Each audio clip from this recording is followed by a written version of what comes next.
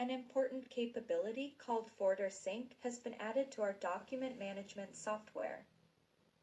With this feature, Daphne can synchronize between the operating system folders and the document database.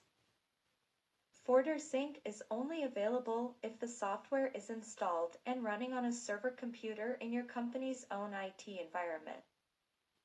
Let's see how the system works.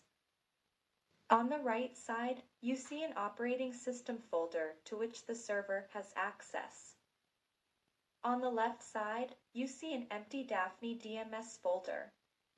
To synchronize these two file storages, we need to enter UNC naming standard folder path in Daphne's folder definition screen. Since each document has a responsible person in the DMS system, we need to define the file owner.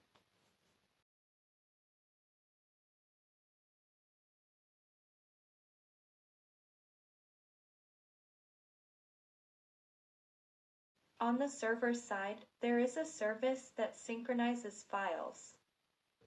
This service is set up to run automatically in certain periods. In this training video, we will do it manually to show how the system works. Let's run the web service through an application page. That's all there is to it. When we refresh the Daphne folder, we see that the documents have been uploaded to the system. Now, let's modify a file in the operating system folder and save it. We need to run the synchronization service again. The modified version of the sample file has been uploaded to the system as a revision.